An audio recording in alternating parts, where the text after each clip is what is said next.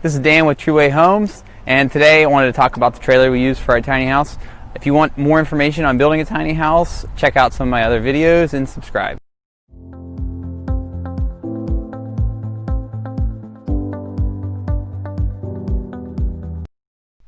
Okay, so I want to talk about the trailer. So this is the trailer that we use for our tiny house, and the way that we determined what trailer to use was all about the structure of the trailer, a bunch of different factors about weight distribution, the way that the walls will sit on the trailer, the amount of weight that we predict that the building will actually weigh when it's done. So you got to account all these factors to come up with what you need to support it, or what will be the foundation. Like a regular house has a foundation, this is the foundation on a tiny house, is the trailer. So you want it to be very stable, and you want it to be made for what you're using it for. And for that reason, we used a company called Iron Eagle out of Oregon.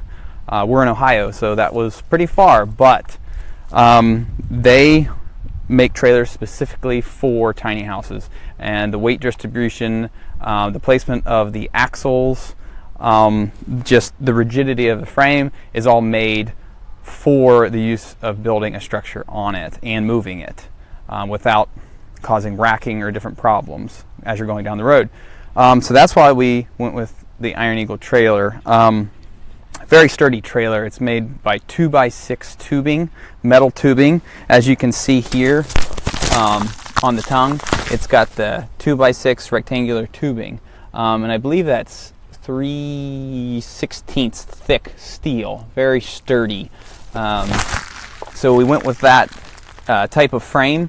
Here you can see at the front here is the ball. It's got an adjustable ball hitch here where it can be on different size trucks. Some trucks have the hitch higher or lower. You can put it on there, which is really nice, and it's got a very strong jack on the front. Here's the braking system, which is very important when you're pulling such a heavy load. You need to have a trailer that has a braking system so that it doesn't push your vehicle as you're trying to stop. It will actually have brakes on the wheels, on the axle, and it's got the emergency brakes as well in case it breaks loose. Okay, so over here by the side of the trailer you can see the tires, and we went with a triple axle trailer, which has, as you can see, 3 axles. This is because the size of the trailer, being a 28-foot long trailer, is going to be pretty heavy. So this trailer will support 20,000 pounds GVWR, which is gross vehicle weight rating. So the GVWR is, like I said, 20,000 pounds rated for this trailer, which means the total weight of the trailer and anything on it cannot exceed 20,000 pounds. This trailer is about 2,300 pounds itself. So that means roughly, we'll just say 17,600 or so pounds is what you can put on top of this trailer. And I think we're going to be well under that with our structure. We tried to stay as light as we could with the structure inside, on the materials and plywoods and things like that.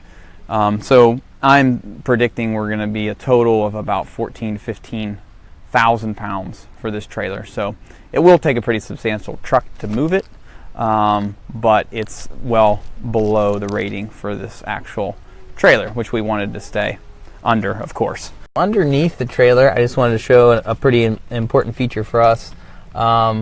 We were able to put a galvanized metal pan underneath the entire bottom of the trailer, and Iron Eagle Trailers did that for us. It was like $500 extra, and we were able to put this pan all the way underneath.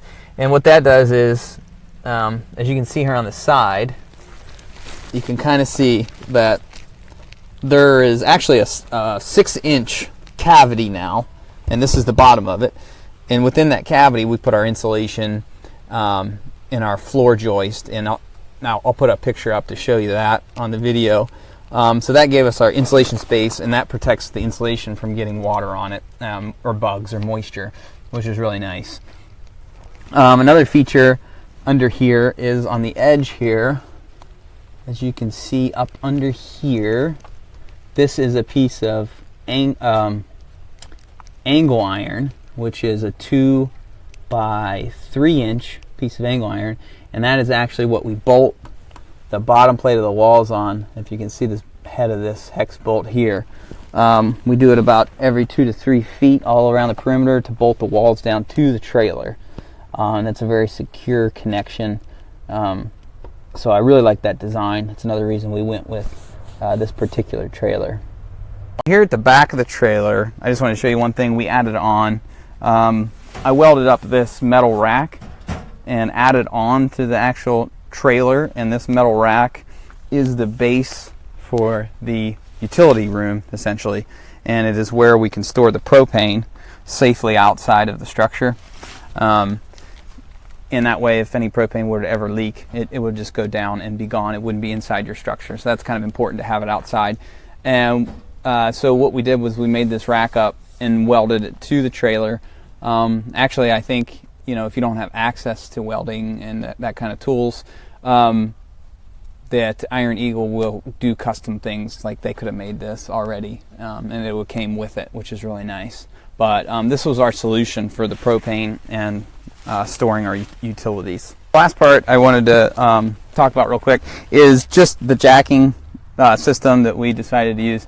It's just sold separate jacks that we bought. These are jack stands. You can get trailers, and I think even Iron Eagle has the option to get the trailer with the jacks mounted onto the trailer frame, or maybe they don't give that option, I'm not sure. But the reason we decided not to go with a trailer that already had the jacks on it is because depending on the area that you're parking at, maybe the jacks are in places you don't want them to be at, and then you can't move them. So if there's a rock in the way, I don't know, whatever the case may be, we like to have the separate jack stands to just take with us in the truck, and that way we can put them wherever we need to, and that'll be the most stable, we feel. And so that's why we did that. And also we like the jack stand stability a little more than the scissor jacks that you might get on a pre-mounted jacking system on a trailer. That's just my personal preference. It feels a little more sturdy to me. So that's why we did that. So if you have any more questions that I didn't mention in this video, feel free to leave me comments and I'll get back to you. Thanks again for watching.